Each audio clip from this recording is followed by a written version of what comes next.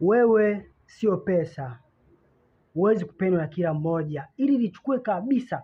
Yaani kuna wakati ambao unakuta mtu anakaa anawaza na tafakari na kasirika anasema yaani watu kwa nini hawanipendi? Kwa nini watu hawapokei simu zangu? Kwa nini watu hawajibu message zangu? Mimi nina nini au nina laana? Imekuwaje? No.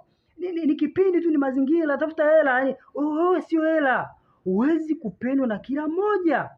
Pesa pekee ndiyo ambayo itapendwa na kila mmoja kwa sababu ndio inatongoza, ndio ina matumizi yote. Ukitaka sukari, ukitaka vocha, ukitaka usafiri, lazima utaweza kutumia pesa. Lakini wewe endelea kupambana, endelea kutafuta hela. Ukiwa na hela utapendwa tu, hata kama ni kinafiki na nini, kwa sababu kuna kitu watu wanachotoa. Kwa hiyo usikasirike wala usichukie, usiwe na stress, usiwe na mawazo kwamba kwa nini watu hawakupendi. Ukiwa na hela utapendwa tu, hata kama una sura isiyo mbaya nini, utapendwa tu. Lakini kwa sasa usijipe stress kuhangaika kwamba mbona fulani hanipendi, si baba yangu, si mama yangu, si mjomba, si shangazi na nini.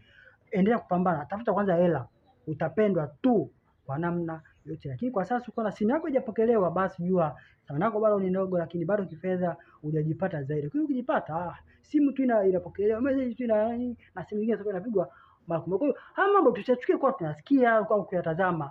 Kikubwa tuendelee kuwa tunapambana, tunatafuta.